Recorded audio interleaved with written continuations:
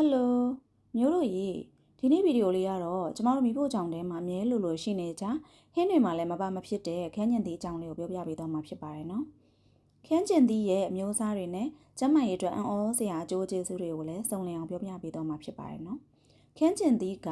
Solanolycopexicum လို့ခေါ်တဲ့အပင်ကလာတာဖြစ်ပြီးဟင်းသီးဟင်းရွက်လိုမျိုးချက်ပြုတ်စားတောက်လို့ရတယ်သူ့ရဲ့မူရင်းဒေတာကတော့တောင်အမေရိကလာတာဖြစ်ပါတယ်နော်ခရမ်းကျင်သီးကိုတုပ်စားလို့ရတယ်ချက်ပြုတ်ပြီးစားလို့ရတယ် sauce လုပ်လို့လည်းရတယ်ဖြော်ရည်လုပ်တောက်လို့လည်းရပါတယ်အချောက်ခံပြီးတော့လည်းစားလို့ရပါသေးရဲ့နော်မိဖုတ်ပြီးတော့လည်း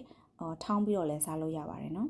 ်ဆိုတော့အဲ့လိုမျိုးလှုပ်စားနိုင်ဖို့သူ့မှာမျိုးစားပဲမျိုးရှိလဲကြည့်ကြရအောင်ပါနော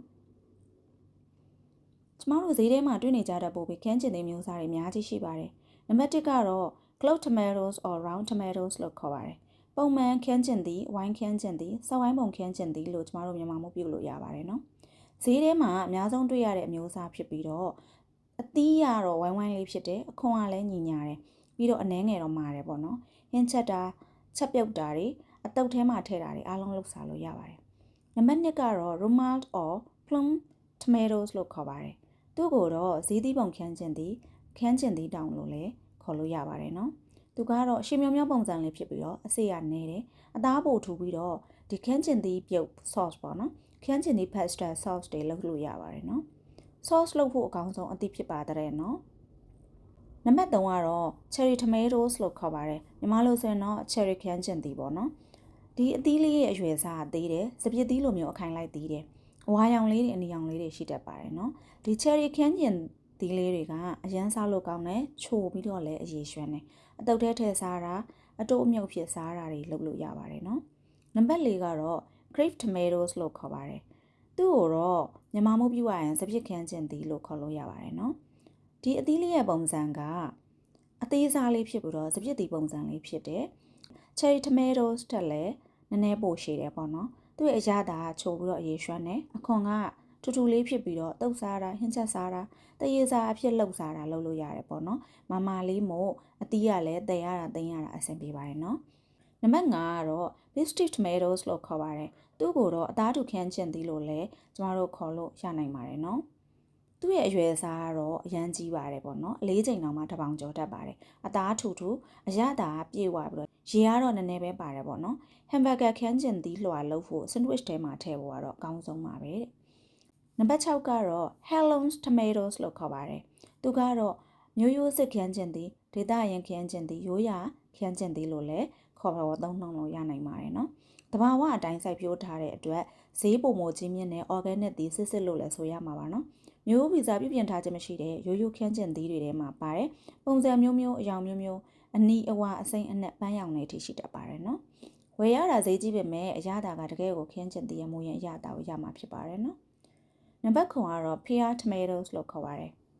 ်သူ့ကိုတော့တစ်တော်သီးပုံခန်းကျင်သီးလို့လည်းခေါ်ဝေါ်လို့ရပါတယ်နော်တစ်တော်သီးလိုမျိုးအောက်ပိုင်းကျအဖျားပိုင်းရှူးရှူးလေးနဲ့အရန်ကိုချစ်စရာကောင်းတဲ့ပုံစံလေးဖြစ်တယ်ပေါ့နော်သူ့ရဲ့တစ်တော်သီးပုံစံလေးကဈေးထဲမှာအလွယ်တကူတတိထားမိစေတဲ့အချက်ဖြစ်တာကြောင့်တခြားခန်းကျင်သီးတွေနဲ့လုံးဝမှားမဲ့တော့မထင်ရပါဘူးနော်အနီရောင်ဝါရောင်ပြင်လိမ်မော်ရောင်တွေလည်းရှိပါတယ်နော်အရွယ်အစားက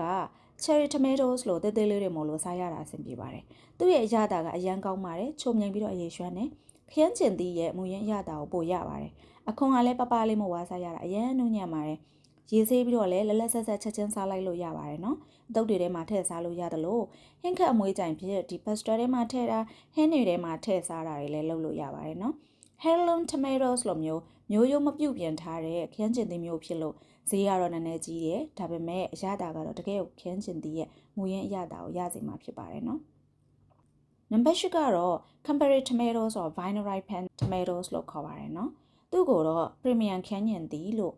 ့ခေါ်သုံးနှုန်းလို့ရနိုင်ပါတယ်နော်သူက vine ripened ဆိုတဲ့အတိုင်းပဲအပင်ပေါ်မှာပဲမှဲ့အောင်ထားတာဖြစ်ပြီးတော့အရသာနဲ့အနံ့ကတကယ်ကိုထူးကြပါတယ်တဲ့သူက cherry tomatoes တက်ကြီးပြီးတော့ round tomatoes တက်သေးတဲ့အရွယ်လေးဖြစ်တယ်ပေါ့နော်ချစ်စရာကောင်းပြီးတော့အသီးရဝိုင်းဝိုင်းလေးဖြစ်တယ်အခွန်ကချောလေးတွေဖြစ်ပါတယ်နော်သူ့ရဲ့အယောင်ကအနီရောင်ရင်းဆိုဤတောက်ပနေတဲ့အယောင်ဖြစ်တယ်ကြည့်ရတာအရန်ကိုလက်ဆက်နေတယ်လို့လည်းခံစားရမှာပါနော်တခြားသီးတွေတဲ့နှစ်ဆလောက်သူ့မှာ natural sugar တွေမြင့်မားစွာပါဝင်တဲ့အတွက်ချိုမြိန်ပြီးတော့ချင်သက်သက်အရသာရှိတယ်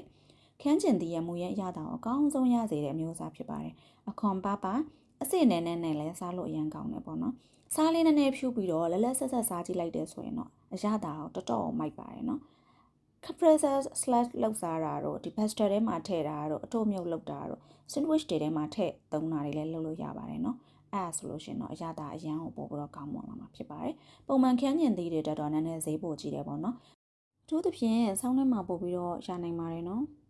အခုပြောပြခဲ့တဲ့အကြောင်းအရာတွေကတော့ခန်းကျင်သီးမျိုးစားတွေပဲဖြစ်ပါတယ်ခုလိုစုံစုံလင်လင်သိပြီးသွားပြီးတဲ့နောက်မှာဒီခန်းကျင်သီးတွေစားတော့တဲ့အခါမှာရရှိလာနိုင်တဲ့ကောင်းကျိုးဆိုးကျိုးလေးတွေကိုလည်းဆက်ပြီးတော့မျှဝေပေးသွားအောင်မှာဖြစ်ပါတယ်နော်ခန်းကျင်သီးမှာဗီတာမင်စီပါလို့ကိုယ်ကန်းစနစ်ကိုမြင့်တင်ပေးစေပါတယ်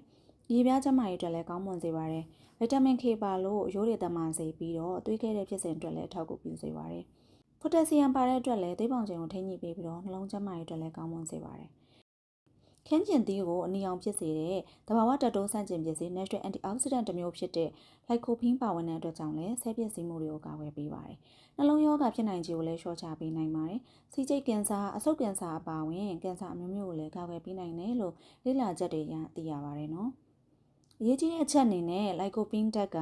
ချက်ပြုတ်ထားတဲ့ဒီခင်းကျင်သီးဥပမာခင်းကျင်သီး sauce ခင်းကျင်သီးပြုတ် sauce ဆိုရင်ခန္ဓာကိုယ်ကပို့ပြီးတော့စုပ်ယူနိုင်ပါတယ်နော်။ lycopene နဲ့ lutein, beta carotene တို့လိုဓာတ်တွေပါဝင်တဲ့အတွက်ကြောင့်လည်းမျက်လုံးကိုအလင်းရောင်ဓာတ်နဲ့ကာကွယ်ပေးပြီးတော့မျက်စိအားနည်းခြင်းဆိုတဲ့ဒီ macular degeneration ကိုလည်းကာကွယ်ပေးနိုင်ပါတယ်နော်။ဗီတာမင် C နဲ့ lycopene တို့က collagen ထုတ်လုပ်မှုကိုအားပေးပြီးရေပြားတင်းလှပစေပါတယ်။နေအောင်တန်းကြောင့်ရတဲ့အသားရည်ပျက်စီးမှုလည်းကာကွယ်ပေးနိုင်ပါတယ်နော်။အမြင့်တက်ပါဝင်မှုများတဲ့အတွက်ကြောင့်လည်းအစာချေစနစ်ကိုကောင်းမွန်စေပြီးတော့ဝမ်းမှန်စေပါတယ်။ဒါတွေကတော့ကောင်းကျိုးတွေပါ။ဘယ်အရာမဆိုလွန်ကဲရင်မကောင်းသလိုပဲဒီခင်းကျင်သီးကိုလွန်ကဲစားသုံးမိရင်လည်းရနိုင်တဲ့ဆိုးကျိုးဒါမှမဟုတ်သတိထားမယ့်အချက်တွေကလည်းရှိပါတယ်နော်ဒါတွေကိုလည်းဆက်ပြီးတော့ပြောပြပေးမှာဖြစ်ပါတယ်ခင်းကျင်သီးမှာအချင်တက်များတဲ့အတွက် GERD ဆိုတဲ့ gastroesophageal reflux disease လို့ခေါ်တဲ့အစာရင်အချင်းပြန်ဆန်တက်ခြင်းဆက်ချင်းပြန်ခြင်းဆိုတဲ့ယောဂရှိတဲ့သူတွေအစာရင်နာရှိတဲ့သူတွေကများများစားရင်လက္ခဏာတွေပိုဆိုးစေနိုင်ပါတယ်နော်